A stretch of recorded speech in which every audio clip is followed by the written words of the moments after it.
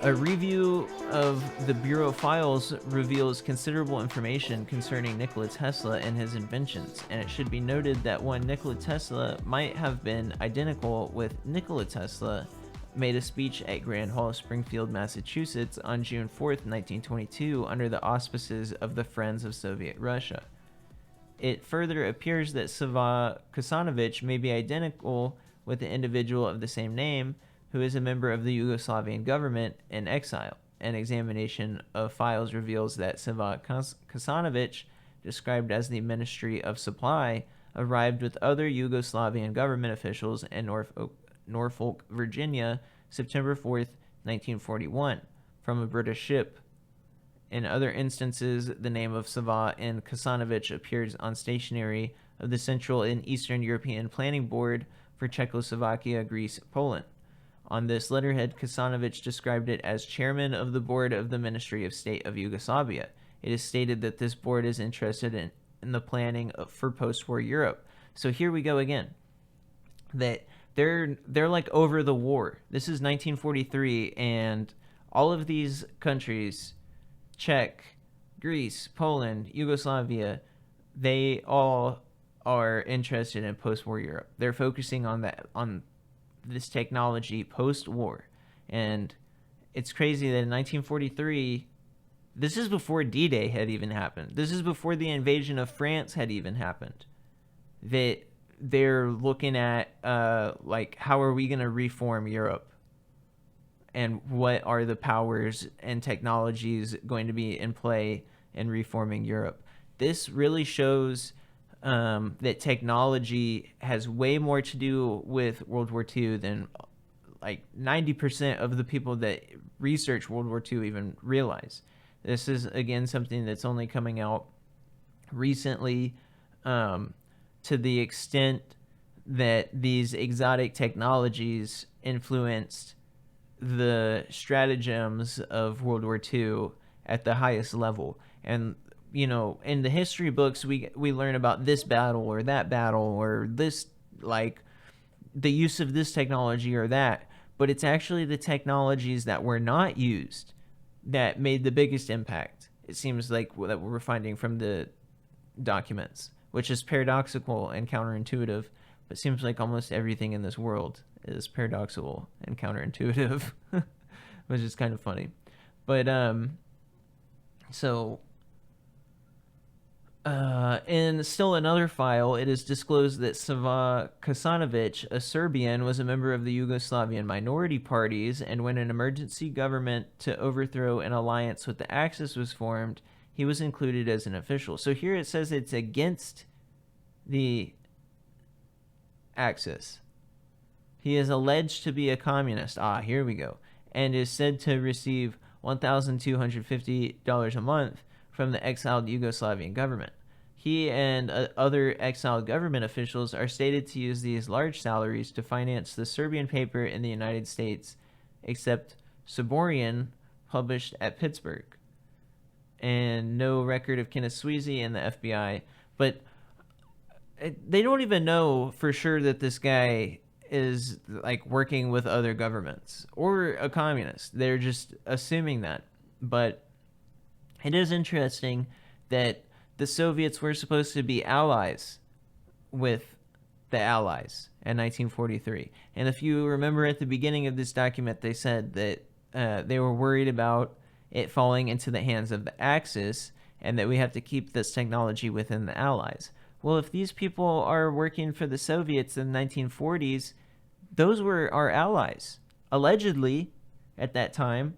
So why is our government just absolutely sweating bullets over the fact that some Soviets may have found this technology? If we're all working together, it seems that it might not have been that simple, and that this technology was really, really sensitive for it to be that important. And here we have March 6, 1943. Looks like this is a New York World Telegram, January 8th, 1943. So Nikola Tesla dies at 85, alone, allegedly, in his hotel suite. Nikola Tesla, 85, inventor of the Tesla coil, induction motor, and hundreds of other electrical devices, died last night in his suite at Hotel New Yorker. According to hotel officials, he had been in failing health for 2 years. The world-famous inventor, who lived alone, was found dead in bed by a maid. She called a hotel physician. The hotel management started looking for friends and relatives, but they couldn't find anybody. They thought he had a nephew, but they couldn't find him. And talks about some more about his past. I'm going to skip through some of this. He worked at Prague. He came to the United States in 1894 and became a naturalized citizen. In 1886, he designed the arc lightning system. 2 years later, he invented the Tesla motor and designed a plan for the transmission of alternating current. The following years, he presented plans for electrical conversion and distribution by oscillatory discharges. His high-frequency studies and development of the transforming coil, bearing his name, occurred from 1890 to 1891. So it only took him 1 year to make a Tesla coil.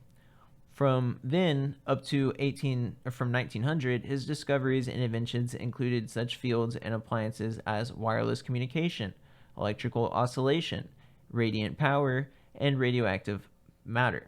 Communication and wireless power transmission occupied most of his research. So this was his main research, it says. The power transmission and wireless communication was his main jam for over a decade.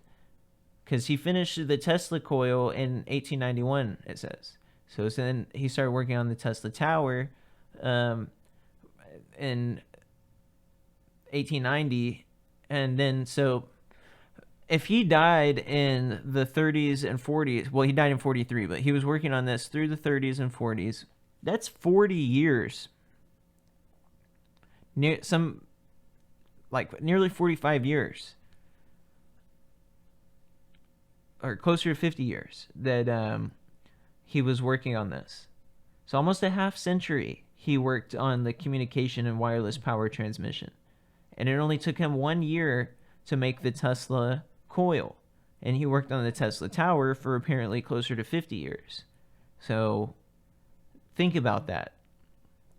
And it says that he worked with Thomas Edison at Orange, New Jersey, specializing motors. And I'm going to scroll down some more here because we have some duplicate documents again. It says that invariably carrying bags of crumbs he fed to the pigeons, Mr. Tesla's only military invention, which he once alluded but never fully described. It was a means where an impenetrable wall of force could be reacted. I don't even know. I guess it's an old word. Reacted about a nation's border, which could render helpless any military attack. So they could build something on the border that would prevent attacks. He disclosed existence of the plan in 1934 and said he intended to present it to the Geneva Conference. He seldom referred to it afterwards. In 1936, when he was 80, He said his original plan to live to 135 had changed with the repeal of prohibition, and he would like to live to 150. He was decorated by the Yugoslav and Czech governments. He had wept when he met the King Peter of Yugoslavia. And then here we have another tribute by the mayor talking about funeral services. And here's another clip from a newspaper that talks about death ray for planes.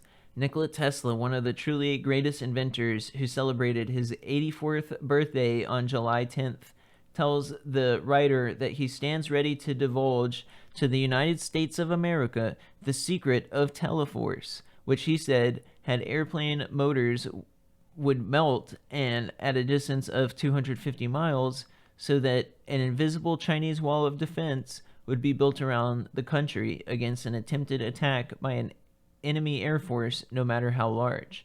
So this makes me think of Admiral Byrd, honestly. This Operation High Jump had not occurred yet, but this makes me think of Admiral Byrd. And then when he's talking about Chinese wall of defense, he's talking about the Great Wall of China. He's not actually talking about some defense from China, because China was on our side at this point. We were really close with China at this period in time. They were fighting the Japanese, and we were helping them do that. So this teleforce, he said, is based on an entirely new principle of physics that no one has ever dreamed about, different from the principle embodied in his inventions relating to the transmission of electrical power from a distance, for which he has received a number of basic patents.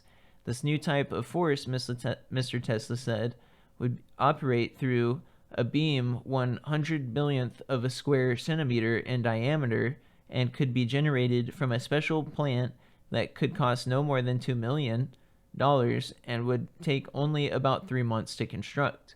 A dozen such plants located at strategic points along the coast, according to Mr. Tesla, would be enough to defend the country against any possible aerial attack. The beam would melt any engine, whether diesel, gasoline, or gasoline-driven, and would ignite the explosives aboard any bomber. No possible defense against it could be devised, he assured, as the beam would be all-penetrating. High vacuum elimination. The beam, he states, involved 4 new inventions, 2 of which already have been tested. One of these is a method and apparatus for producing rays and other manifestations of energy in free air, eliminating the necessity for a high vacuum.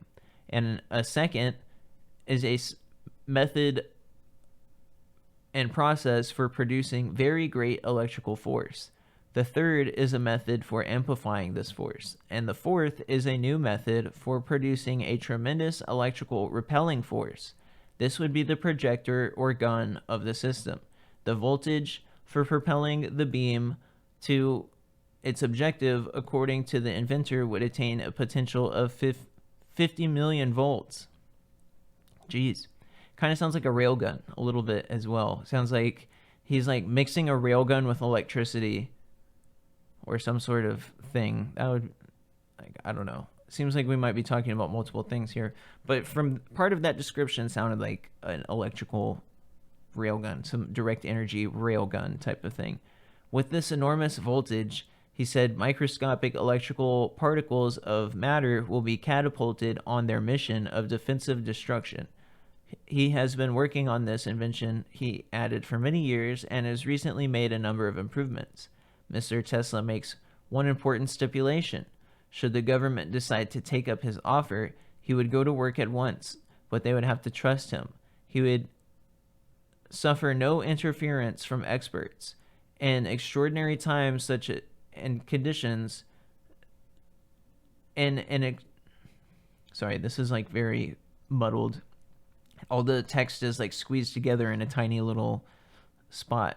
In ordinary times, such a condition would very likely interpose an insuperable obstacle, but times being what they are, and with the nation getting ready to spend billions for national defense at the same time, taking in consideration the reputation of Mr. Tesla as an inventor years ahead of his time, the question arises whether it may not be advisable to take Mr. Tesla at his word and commission him to go ahead with the construction of the Teleforce plant. Is such a device invaluable? After all, $2 million would be a relatively very small sum compared to what is at stake. If Mr. Tesla really fulfills his promise, the result achieved would be a truly staggering.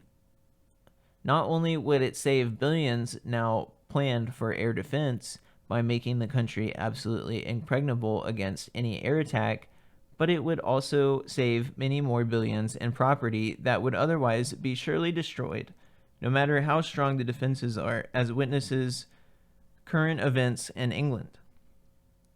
I guess they're talking about the Battle of Britain, or just ended. Take, for example, the Panama Canal. No matter how strong the defenses, a suicidal squadron of dive bombers, according to experts, might succeed in getting through and cause such damage that might make the canal unusable, in which case our Navy might find itself bottled up.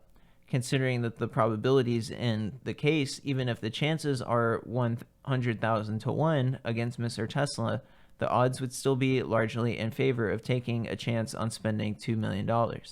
In the opinion of the writer, who has known Mr. Tesla for many years and can testify that he still retains fully intellectual vigor, the authorities in charge of building the national defense should at once look at the matter. The sum is insignificant compared to the magnitude of the stake. So we're going to scroll through some documents here because they're just duplicates. They don't really say anything. Then we get into some that are so badly like blown out. It's not even, you can't even read them.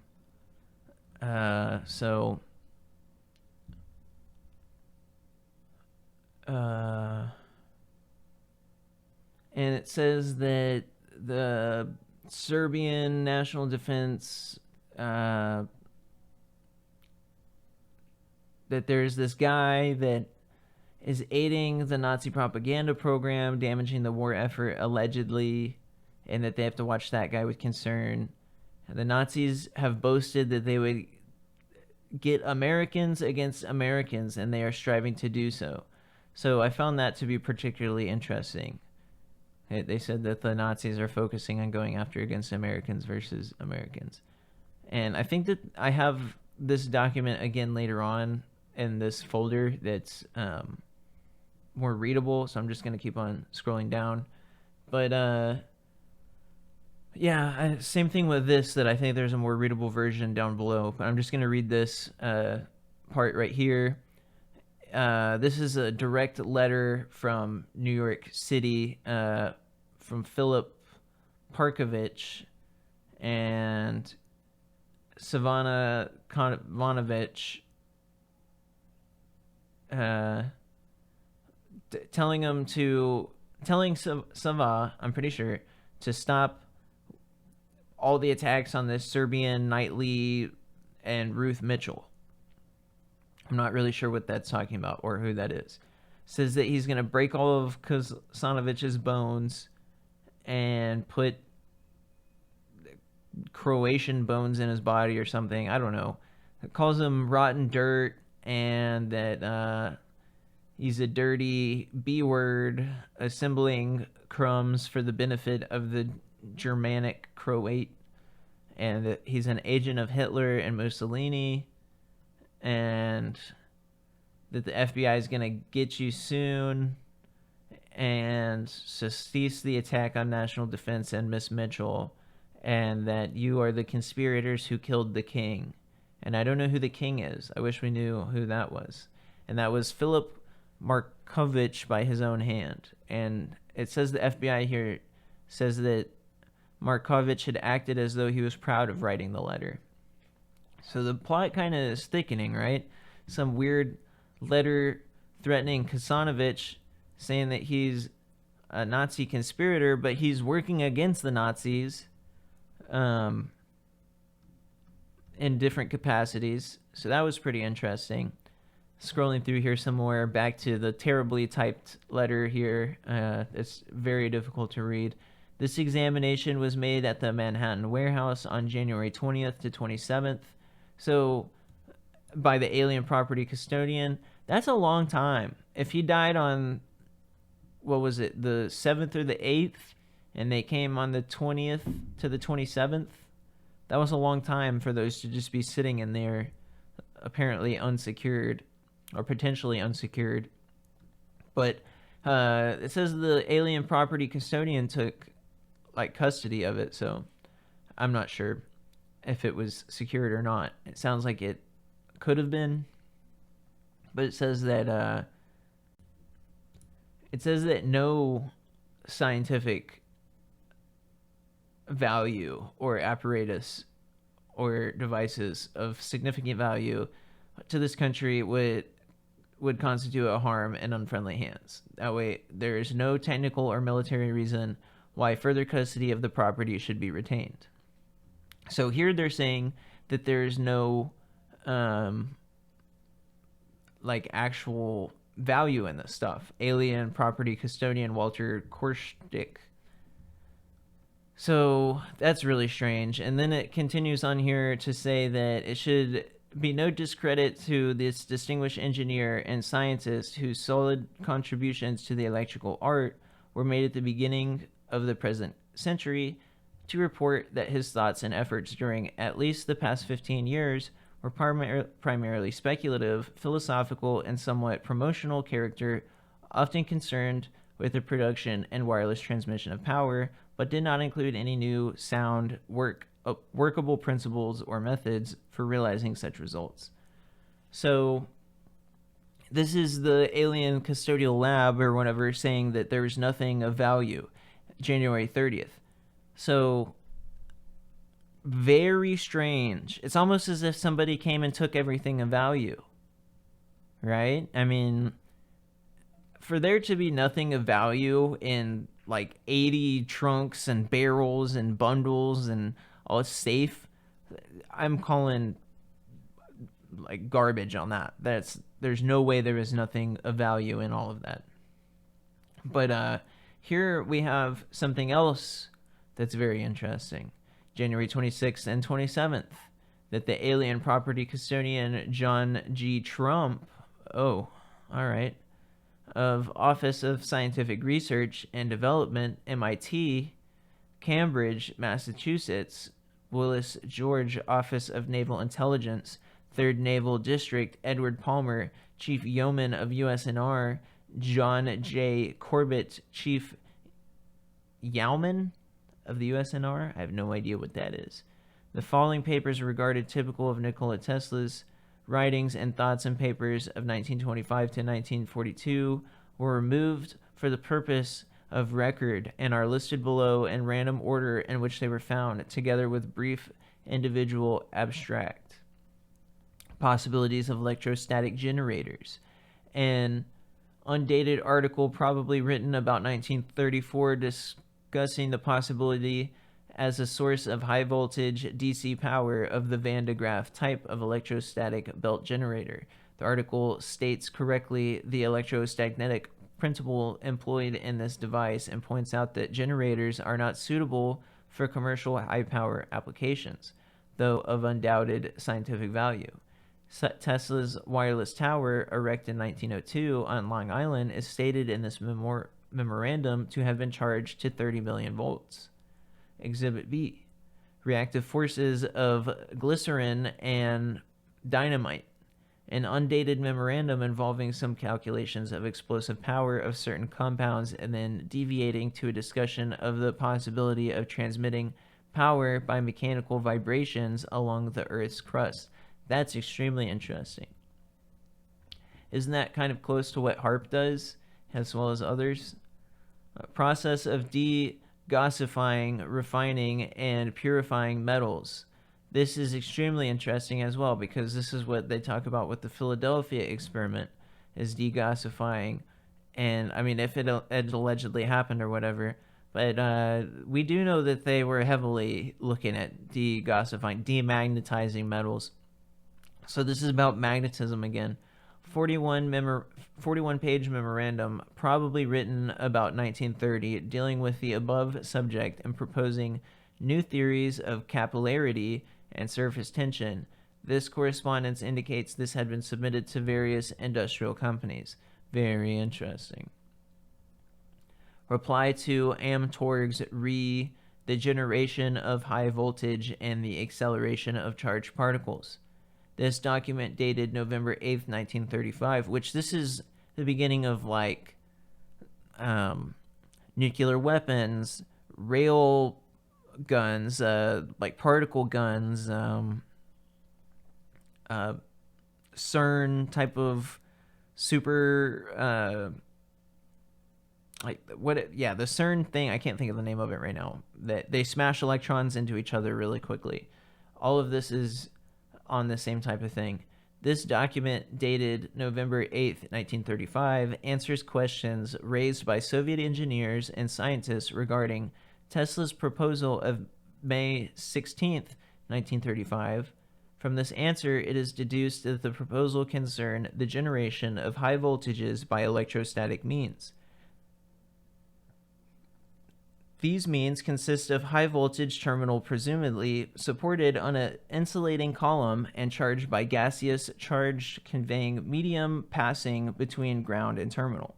The ideas contained in this memorandum are fairly similar to the belt conveyor electrostatic generator methods proposed by Van de Graaff and do not appear to offer unusual features. Exhibit E, Art of Telegeodynamics, or art of producing terrestrial motions at a distance. That sounds wild. This document, in the form of a letter dated June 12, 1940, to the Westinghouse Electrical and Manufacturing Company, proposes a method of transmission of large amounts of power, vast distances, by means of mechanical vibration of the Earth's crust. The source of power is a mechanical or electromechanical device bolted to some rocky protuberance and imparting power at a resonance frequency of the Earth's crust. So we talk about resonance, right? The Schumann resonance. It's talking about Schumann resonance here. And doing a harmonious, high voltage energy in resonance with the frequency of the Earth's crust. And the proposed scheme appears to be completely visionary and unworkable. Westinghouse's reply indicate the polite rejection of this idea. So they say it's unworkable, but I'm not sure about that. I'm not like a groundbreaking scientist or whatever, so I can't say if it is or not. But using resonance frequencies is completely doable, so I don't know what they're saying is unworkable about that. But new art of projecting concentrated, non-dispersive energy through natural mediums. This undated document by Tesla describes an electrostatic method of producing very high voltages capable of very great power. The generator is used to accelerate charged particles, presumably electrons, such as a beam of high-energy electrons passing through the air. This is concentrated through non-dispersive means, which energy is transmitted through natural media. As a component of this apparatus, there is a described and open-ended vacuum tube within the electrons at first accelerated.